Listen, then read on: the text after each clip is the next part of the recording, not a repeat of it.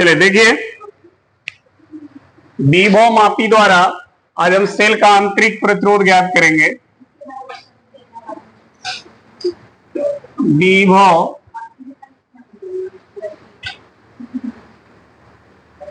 मापी द्वारा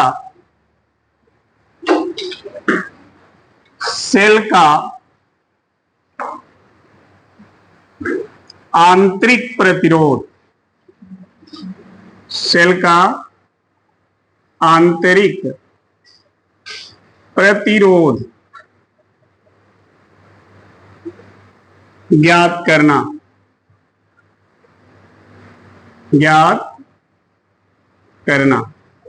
ठीक है। विभव मापी के सहायता से आप किसी दिए गए सेल का आंतरिक प्रतिरोध कैसे निकालेंगे, आज हम उसी पे बात करेंगे, ठीक है। विभव मापी हम लोग पढ़ चुके हैं, केवल उसका लास्ट जो प्रैक्टिकल है यही बस आज हमको पढ़ना है, ठीक है। सेलों के विद्युत वाहक बल की तुलना हम लोग कल कर लिए थे विभव मापी द्वारा। आज हम उस सेल का आंतरिक प्रतिरोध कैलकुलेट करेंगे। तो कैसे निकालेंगे उसके लिए आपको समझना पड़ेगा। इसका फिगर देखिए, पहले फिगर विभव मापी का आप लोग देखे होंगे। ऐसे इसमें 4 वायर लगे होते हैं, 1-1 मीटर के ये वायर हैं, ध्यान रखना ऐसे। और ये सभी वायर कॉपर स्लीट से लगे होते हैं, कॉपर की पत्ती से। ये कॉपर की पत्ती है जो इन वायर को एक दूसरे से जोड़ रही है। ये देखिए,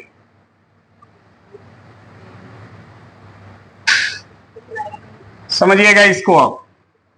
ये सभी वायर 1-1 मीटर के हैं। ये भी 1 मीटर, ये भी 1 मीटर, ये भी 1 मीटर, ये भी 1 मीटर। चारों जब प्रैक्टिकल इस पे किया जाता है तो ये चारों वायर संयुक्त होकर के, जुड़ करके 4 मीटर लंबे तार की तरह व्यवहार करेंगे, ठीक है। अब रह जाती है बात, इसको कॉपर स्लीट से ही क्यों जोड़ा गया है। कॉपर की पत्ती का प्रतिरोध क्या होता है, बहुत कम होता है। बहुत कम होने के कारण ये सभी तार एक तार की तरह काम करने लगेंगे, ठीक है। तो कई बार एग्जामिनर आपसे यही क्वेश्चन कर देता है कि इसमें कॉपर की पत्ती क्यों लगाई गई है, किसी अन्य धातु की पत्ती लगा दें तो क्या होगा।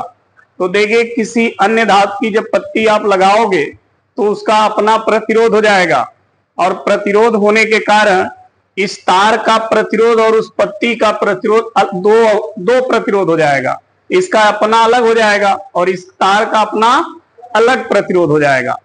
हमें क्या चाहिए, पूरे का प्रतिरोध एक हो, ठीक है। इसीलिए हम यहाँ कॉपर की पत्ती लगाते हैं। कॉपर का पत्ती जो होता है उसका प्रतिरोध लगभग तार के प्रतिरोध के बराबर होता है। तो ये सभी तार जुड़ करके 4 मीटर लंबे तार की तरह व्यवहार करने लगते हैं, क्लियर। ये तार की मोटाई हर जगह क्या होगी, समान होगी। ये सब विभव मापी में आपको बता दिया गया है, ठीक है। कहीं पर तार पतला मोटा नहीं होना चाहिए। ऐसा इसलिए, अगर तार कहीं पतला हो गया, कहीं मोटा हो गया, तो ये तार का प्रतिरोध जहां पतला होगा वहां ज्यादा दिखाएगा, जहां मोटा होगा वहां कम दिखाएगा। यानी एक ही तार के परिवर्तित प्रतिरोध दिखने लगेंगे, ठीक है। इसलिए तार की मोटाई जो है हर जगह कैसा होना चाहिए, एक समान होना चाहिए। तार किस धातु का बना होता है, मैग्नीन या कांस्टेंटन। ध्यान रखिएगा, एग्जामिनर का क्वेश्चन यह भी आता है कि यह तार जो है वो किस धातु का बना होता है, तो उस धातु का नाम है मैग्नीन या कांस्टेंटन। इसी को कुछ बुक्स में नाइक्रोम भी लिखा है। देखिए, मैग्नीन या कांस्टेंटन,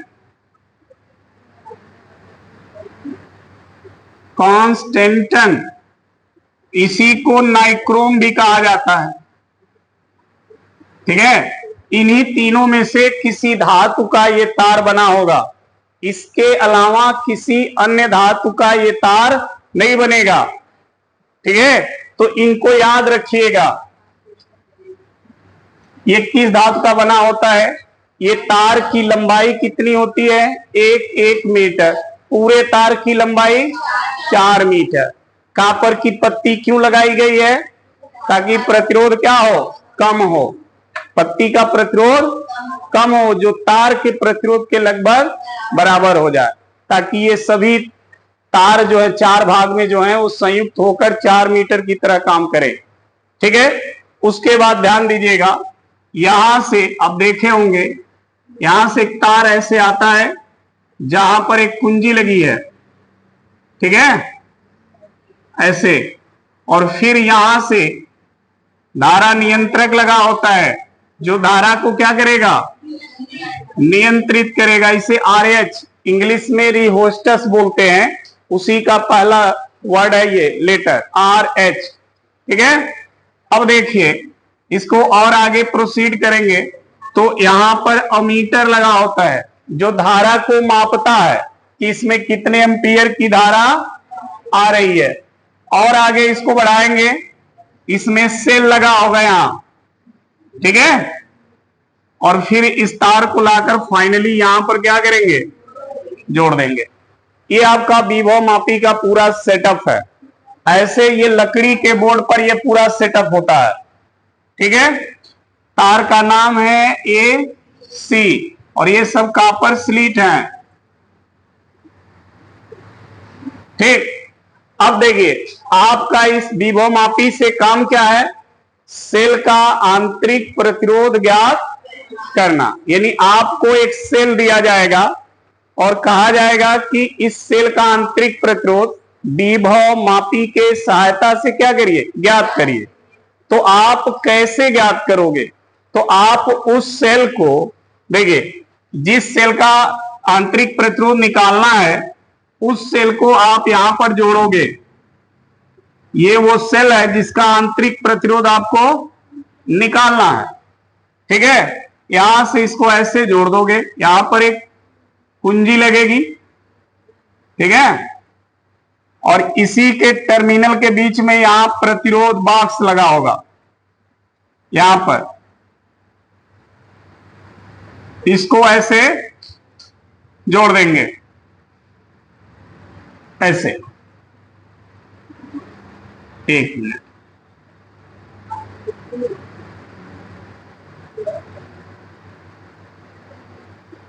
और फिर यहां से यहां धारा मापी लगा देंगे और यहां से एक तार निकाल के जो कि J को जोड़ देंगे। ठीक है। अब समझिएगा, ये वो सेल है जिसका आंतरिक प्रतिरोध आपको ज्ञात करना है। इस सेल के पॉजिटिव जो बड़ी लाइन है वो पॉजिटिव, जो छोटी लाइन है वो नेगेटिव टर्मिनल है। पॉजिटिव टर्मिनल को और नेगेटिव टर्मिनल को यहां देखिए प्रतिरोध बॉक्स से जोड़ा गया है। ये प्रतिरोध बॉक्स है, इसमें केवल प्रतिरोध होंगे। ठीक है। और यहीं पर कुंजी लगा दिया गया है। ये K था ना, इसको K1 कर दीजिए। ठीक है। अब देखना कैसे इस पे काम करना है। सबसे पहले आप इस कुंजी को ऑन करोगे, यहां से इस कुंजी को ऑन कर दोगे।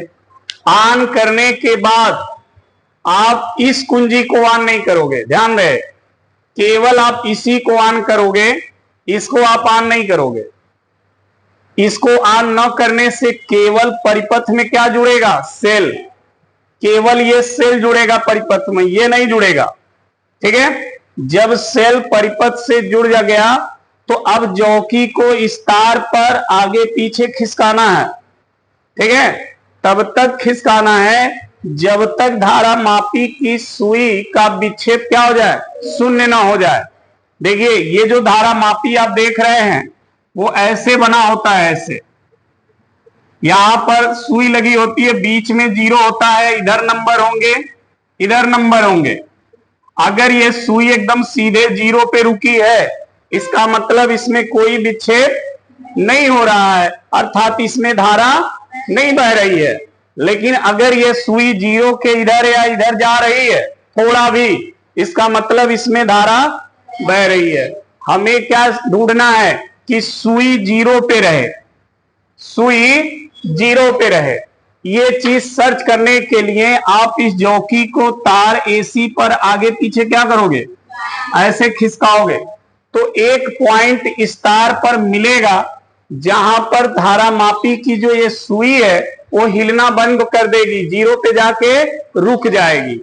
जिस पॉइंट पर सुई रुक जाए उस पॉइंट पर इस जॉकी को क्या करेंगे, रोक देंगे। ठीक है, यही काम करना है। जब ये पॉइंट मिल जाए तो आगे हम प्रोसीजर कैलकुलेशन शुरू करेंगे। क्लियर? तो सबसे पहले विभव मापी का पूरा सेटअप ध्यान से देख लीजिए। ऐसे ही आपको बनाना पड़ेगा। कुछ जगह पर तो ऐसे बना रहता है, कुछ जगह एग्जामिनर सब इधर उधर खोल के रख देते हैं, कहते हैं इसको सेट करो। तो जो बच्चा पढ़ा होता है वो तो तुरंत सेट कर लेता है, ऐसे ऐसे बना है। जो नहीं जानता है वो लेके कंफ्यूज रहता है कहां किसको जोड़े। तो ध्यान रखिएगा, ऐसे आप इस सेटअप को तैयार करेंगे। ठीक, और जिस सेल का आंतरिक प्रतिरोध निकालना होगा उस सेल को यहां पर ए पॉइंट से जोड़ेंगे और उसके दोनों टर्मिनल के बीच में प्रतिरोध लगा देंगे कुंजी K1 की सहायता से। ठीक, और यहां से जो तार निकलेगा उसको धारा मापी और जॉकी जे से जोड़ देंगे। ठीक है, केवल इतना ही चेंज हो रहा है, बाकी ये पूरा विभव मापी देखिए, जब दो सेलों के विद्युत वाहक बल की तुलना की गई थी तब भी इसी तरह डायग्राम बना था, केवल इतना ही बदला था। सही है, और इसमें देखिए फिर सब कुछ वही है, बस इतना बदला है। ठीक है, कुछ और नहीं बदलना है, बाकी सब सेटअप वही है। तो अब देखेंगे कैसे इस पर आपको काम करना है। देखिए, इसमें दो स्टेप में आपको काम करना है। स्टेप फर्स्ट देखिए, स्टेप फर्स्ट में क्या करना है, सबसे पहले कुंजी के को दबाना है। ठीक है, और फिर जॉकी जे को तार पर आगे पीछे खिसकाकर शून्य विक्षेप की स्थिति लानी है। पहला स्टेप यही है आपका। तो देखिए, लिखेंगे सर्वप्रथम कुंजी के को दबाकर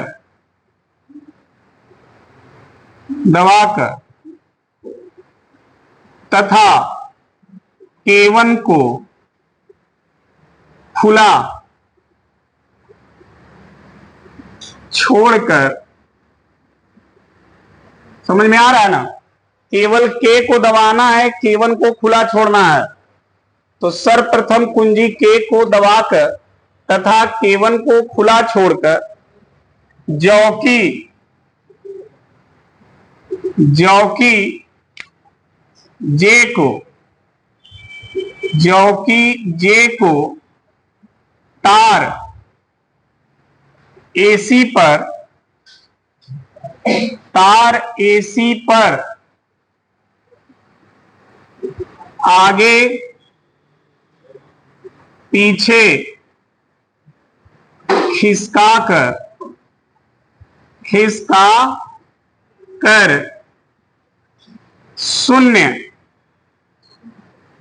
विक्षेप की स्थिति प्राप्त करते हैं। ठीक है, पहला स्टेप यही था। K को दबाने के बाद जॉकी को इस एसी तार पर आगे पीछे खिसकाकर शून्य विक्षेप की स्थिति प्राप्त करते हैं।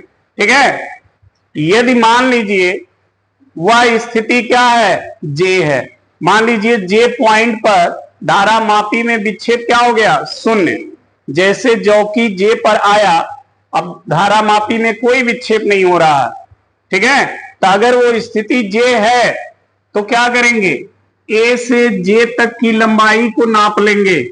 यही साथ में मीटर स्केल भी लगा होता है, उसकी सहायता से ए से जे की लंबाई आप क्या करोगे, माप लोगे। मान लिया वो लंबाई कौन है, L1, कितनी है, L1 लंबाई पर शून्य हो रहा है। तो देखिए, यदि शून्य विक्षेप यदि शून्य विक्षेप की स्थिति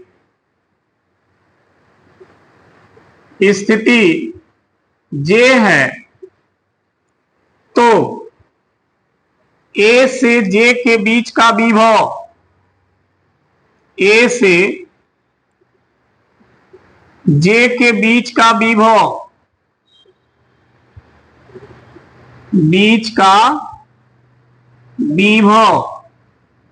तो विभव का नाम क्या हो जाएगा?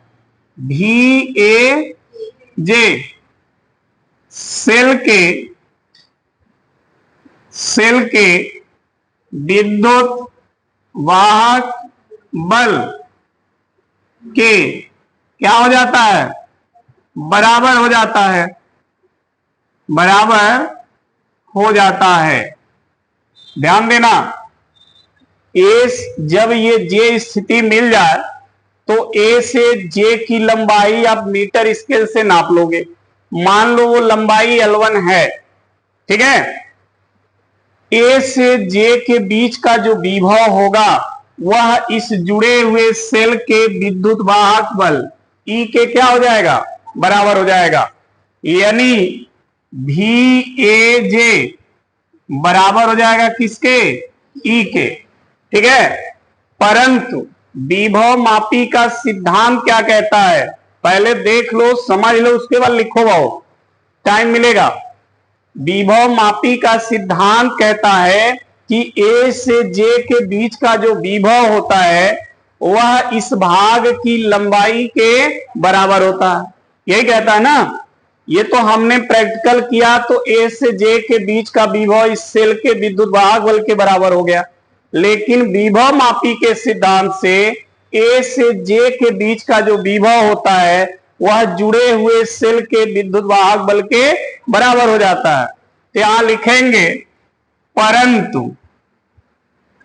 विभव मापी के परंतु विभव मापी के सिद्धांत से A से J के बीच का विभव VAJ बराबर हो जाता है किसके? इसकी लंबाई के, यानी KL1 के, ठीक है। अब इन दोनों को देखिए, दोनों इक्वेशन को, दोनों का लेफ्ट साइड क्या है तो राइट साइड क्या होंगे?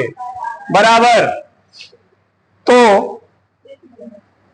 तो E बराबर हो जाएगा KL1।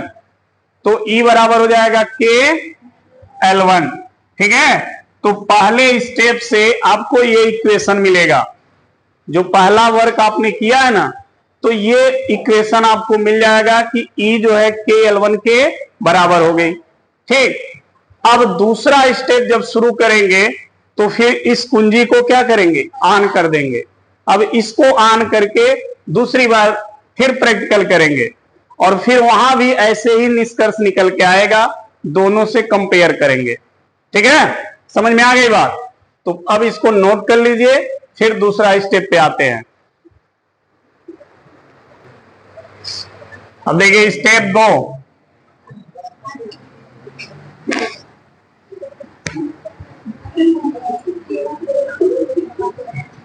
अब देखना यहां पर पहला स्टेप से हमें पहला इक्वेशन ये मिल गया है।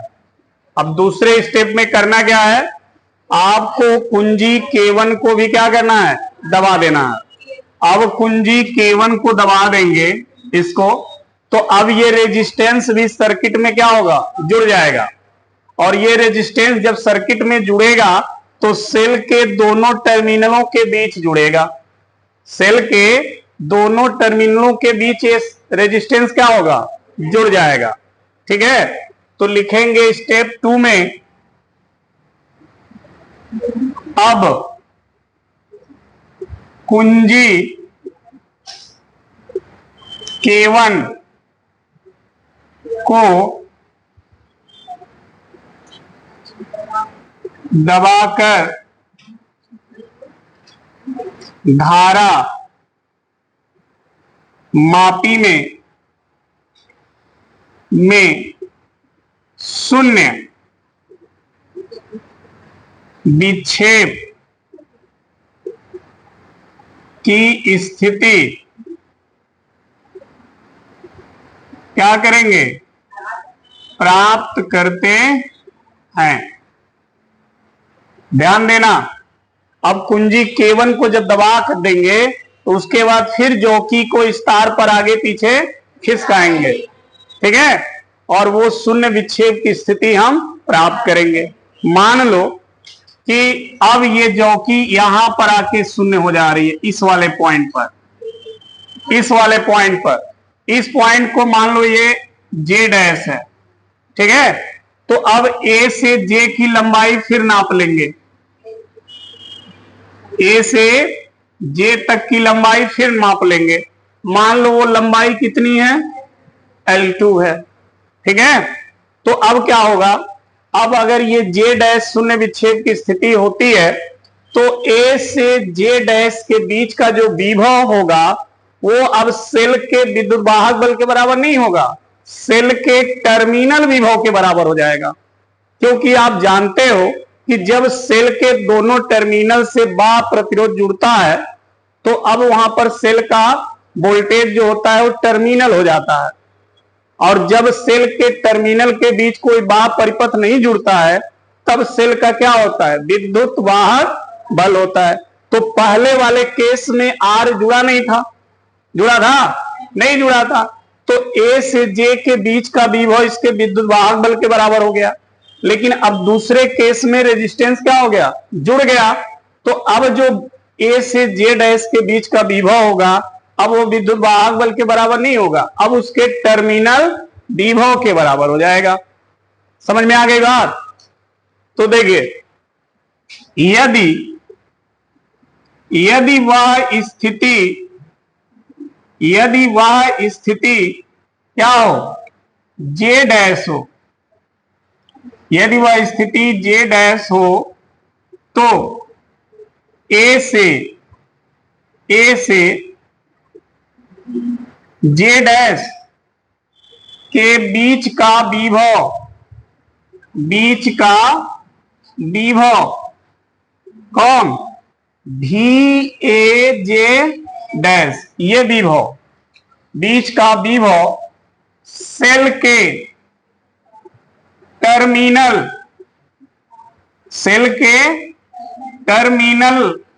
विभव V के बराबर हो जाता है, ठीक है। तो अब क्या हो जाएगा, VAJ डैश बराबर V, ठीक है। पहले वाले स्टेप में यहां क्या था, E था, क्योंकि प्रतिरोध जुड़ा नहीं था तो सेल का विद्युत वाहक बल काम कर रहा था। अब प्रतिरोध जुड़ गया तो अब E काम नहीं करेगा, टर्मिनल विभव काम करेगा, तो VAJ डैश बराबर हो जाएगा V। परंतु विभव मापी के सिद्धांत से, विभव मापी का सिद्धांत क्या कहता है कि A से J डैश के बीच का जो विभव होगा वह इस लंबाई के बराबर होगा। तो विभव मापी के सिद्धांत से VAJ डैश बराबर होगा KL2, ये होगा। अब इन दोनों का लेफ्ट साइड क्या है, तो राइट साइड क्या होंगे, उसमें आया था EKL1, इसमें क्या आएगा VKL, यानी यहां आ जाएगा V बराबर KL2, ये दूसरे वर्किंग स्टेप से निकल के आएगा, ठीक है। और ये पहले वाले का है, क्लियर। अब इसको नोट कर लीजिए।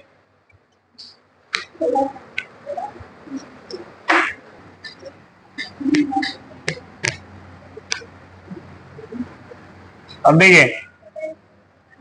देखिए सेल का आंतरिक प्रतिरोध निकलेगा कैसे। स्टेप फर्स्ट से हमको ये इक्वेशन मिला था, स्टेप सेकंड से हमको ये मिला था। अब सेल के आंतरिक प्रतिरोध का सूत्र क्या होता है, देखिए सेल के आंतरिक प्रतिरोध या सेल का आंतरिक प्रतिरोध। देखिए सेल का आंतरिक प्रतिरोध का सूत्र आर, स्मॉल आर बराबर होता है ब्रैकेट में E बटा V माइनस 1 इंटू कैपिटल। याद है जब हम लोग EVR में संबंध पढ़े थे, EVR, देखिए ये संबंध आपको याद होगा, विद्युत वाहक बल, टर्मिनल विभव और आंतरिक प्रतिरोध स्मॉल आर, इन तीनों में जब संबंध पढ़ाया गया, उस संबंध में सबसे लास्ट में देखिए आंतरिक प्रतिरोध निकाला गया था और यही वो सूत्र है। ठीक है, इसी सूत्र में आप E और V का मान क्या करेंगे, रख देंगे। तो E का मान देखिए, E का मान क्या है, KL1 है, तो E के जगह रख दीजिए K बटा V है, V का मान क्या आया है, KL2 रख दीजिए माइनस 1 इंटू R, K से K को काट दीजिए तो स्मॉल r यानी आंतरिक प्रतिरोध बराबर क्या आया, L1 बटा माइनस 1 इंटू R। यही वो फार्मूला है जिस फार्मूले से आप विभवमापी द्वारा सेल का आंतरिक प्रतिरोध निकाल सकते हैं। बस इस फार्मूले में क्या रखना है, L1 L2 का मान, यानी बिना इस कुंजी को दबाए कितनी दूरी पर शून्य विक्षेप हो रहा है वो मान रख देना है, और इस कुंजी को दबाने के बाद कितनी दूरी पर शून्य हो रहा है वो दूरी रख देना है। ठीक है, और यहां से R की वैल्यू मिल जाएगी, यहां से वो R का मान रख देना। ठीक है, तो जो सेल आपको दिया जाएगा उसका आंतरिक प्रतिरोध निकल जाएगा। क्लियर? तो यही सेल के आंतरिक विभव मापी द्वारा सेल के आंतरिक प्रतिरोध ज्ञात करने का सूत्र है, ध्यान रखिएगा। इस पे न्यूमेरिकल्स मिलेंगे आपको। ठीक है, तो नोट कर लीजिए, नोट करिए।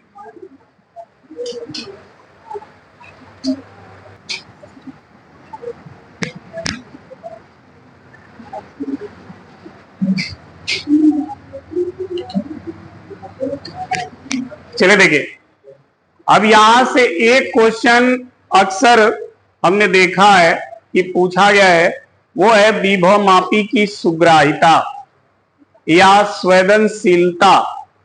कई बार ये पूछ दिया जाता आपसे कि विभवमापी की सुग्राहिता क्या होती है या विभवमापी की संवेदनशीलता क्या होती है। तो देखिए हेडिंग डाल रहे हैं, विभवमापी की सुग्राहिता, विभव मापी की सुग्राहिता, सुग्राहिता इसी को संवेदनशीलता भी कहते हैं, संवेदनशीलता। तो ध्यान रखिएगा, अगर एग्जाम में विभवमापी की संवेदनशीलता है या सुग्राहिता है, दोनों का अर्थ एक ही है। अब रह गई बात कि ये होता क्या है। ठीक है, तो समझिए सुग्राहिता का यहां तात्पर्य है एक अच्छे उपकरण, और कोई उपकरण अच्छा कब होता है, जब उस उपकरण द्वारा आप छोटे से छोटे मान को अगर ज्ञात करते हैं और आसानी से वो मान वो उपकरण निकालता है, तो हम कहते हैं कि यह उपकरण क्या है, बहुत अच्छा है। जैसे मान लीजिए अगर एक सब्जी वाले दुकान पर आप जाते हो और यहां पर ऐसे वो आलू को मेजर कर रहा है, माप रहा है, लेकिन इस पलड़े पर एक बड़ा सा आलू रख दें, फिर भी इसका मान वो नहीं बता पा रहा है। इसका मतलब है कि इसके द्रव्यमान के बराबर इसमें कमी है कि नहीं है। अगर एक बड़े आलू का वजन वो नहीं बता पा रहा है तो इसका मतलब इस यंत्र में क्या है, कमी है। लेकिन अगर यही यंत्र अगर इस पे छोटा सा वो आलू रखते और तुरंत ये डिसबैलेंस दिखाने लगता तो हम क्या कहेंगे, कि ये यंत्र क्या सही है, क्योंकि छोटे से मान को भी ये माप रहा है। समझ में आ गई बात? तो ये सही यंत्र होगा। लेकिन अगर कोई उपकरण छोटे से मान को एवॉइड कर रहा है, नहीं माप रहा है, तो इसका मतलब उसमें मिस्टेक है। समझ में आ गया? तो सुग्राहिता का मतलब एक अच्छे उपकरण से समझिए। अगर विभव मापी सुग्राही है, अच्छा उपकरण है, तो इसका मतलब है कि वो कम से कम विभव को भी आसानी से क्या करेगा, मापेगा। ठीक है? और यदि ये सुग्राही नहीं होता तो कम से कम विभव को ये मापता ही नहीं, छोड़ देता, अधिक से अधिक विभव को केवल मापेगा। ठीक है ना? तो ये जरूर ध्यान रखिएगा, अगर क्वेश्चन आता है कि विभव मापी की सुग्राहिता या संवेदनशीलता क्या होती है, तो आप सिंपल शब्दों में लिखें, सर यदि विभव मापी कम से कम विभव को सरलता पूर्वक मापता है तो इसे हम विभव मापी की सुग्राहिता कहते हैं, और यदि नहीं मापता है तो उसे विभव मापी की सुग्राहिता नहीं कहेंगे, वो एक सुग्राही विभव मापी नहीं होगा। क्लियर? तो नोट कर लें, लिखें,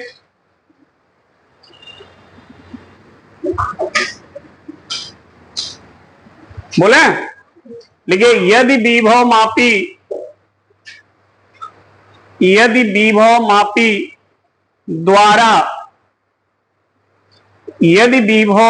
द्वारा कम से कम विभव को सरलता पूर्वक मापा जा सकता है, यदि विभव मापी द्वारा कम से कम विभव को सरलता पूर्वक मापा जा सकता है, तो उसे विभव मापी की सुग्राहिता कहते हैं। तो उसे विभव मापी की सुग्राहिता कहते हैं। ठीक है? समझ में आ गई बात? अब देखिए, यह भी प्रश्न पूछा गया है कि विभव मापी की सुग्राहिता को कैसे बढ़ाएं। कैसे बढ़ाएं? मान लो कोई यंत्र कुछ वजन को नहीं माप रहा है और हमको हमारी इच्छा है कि वो कम से कम वजन को भी मापे, तो क्या करें कि वो कम से कम वजन को भी मापना शुरू कर दे। ठीक है? उसी तरह से अगर विभव मापी मान लो सुग्राही नहीं है, हमें इसकी सुग्राहिता बढ़ानी है, हम चाह रहे हैं कि कम से कम विभव को भी अच्छे से क्या करें, मापन करने लगे, तो हमें क्या करना चाहिए? इसके लिए हमें विभव मापी का जो विभव प्रवणता है उसको कम करना होगा। जैसे ही विभव प्रवणता कम होगा, विभव मापी की सुग्राहिता बढ़ती चली जाएगी। ठीक है? तो नीचे स्टार में लिखें ऐसे, और उस स्टार में नोट करें, विभव मापी की सुग्राहिता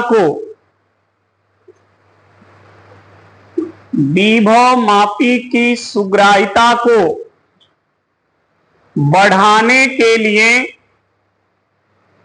विभव मापी की सुग्राहिता को बढ़ाने के लिए विभव प्रवणता को कम करना होगा।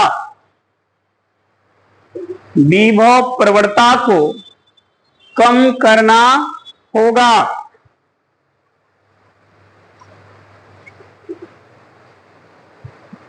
कम करना होगा। ठीक है? अब बात हमारे सामने आती है कि विभव प्रवणता कम कैसे होगा। ये तो हमें पता चल गया कि विभव मापी की अगर सुग्राहिता बढ़ानी है तो विभव प्रवणता को क्या करिए, कम कर दीजिए। विभव प्रवणता जितना कम होगा, विभव मापी उतना ही अच्छा होगा, उतना ही अच्छा सुग्राही हो जाएगा। ठीक है? लेकिन विभव प्रवणता कम कैसे होगा? तो देखिए, विभव प्रवणता कम करने के आपके पास दो तरीके हैं। एक, ये जो तार है AC 4 मीटर लंबा, उस तार की लंबाई क्या करिए, बढ़ा दीजिए। अगर उस तार की लंबाई बढ़ा देंगे तो विभव प्रवणता कम हो जाएगा, और विभव प्रवणता कम होने से विभव मापी की सुग्राह्यता बढ़ जाएगी, एक अच्छा सुग्राही यंत्र बन जाएगा वो।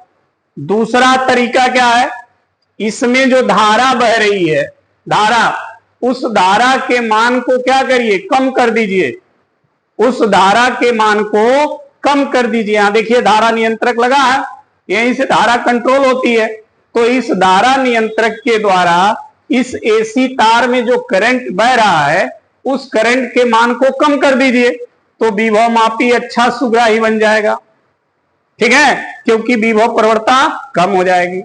तो विभव प्रवणता को कम करने के दो मेथड हैं, एक एसी तार की लंबाई क्या करिए, बढ़ा दीजिए, और दूसरा उस तार में बहने वाली धारा का मान कम कर दीजिए, ठीक है। तो उसके नीचे लिखें, नंबर 1,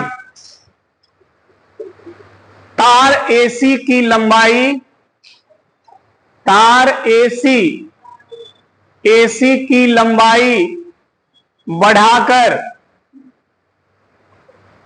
तार एसी की लंबाई बढ़ाकर, और दूसरा पॉइंट में लिखें, दूसरे में तार एसी में धारा के मान को कम करके, तार एसी में धारा के मान को कम करके, हो गया, विभव प्रवणता को कम किया जा सकता है, विभव प्रवणता को कम किया जा सकता है।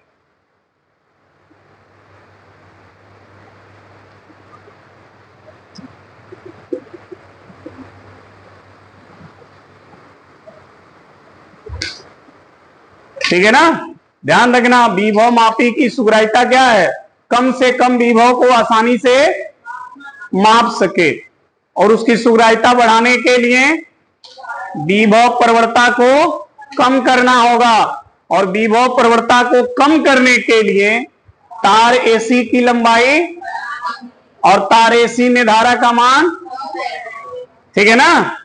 तो आज आपका ये पूरा चैप्टर 3 विद्युत धारा कंप्लीट होता है, आपके सभी टॉपिक कवर हो गए, ठीक है। इसके बाद हम न्यूमेरिकल इसका जो है एनसीईआरटी का वो हम पढ़ाएंगे, ठीक, समझ में आ गया, चलिए कोई बात है।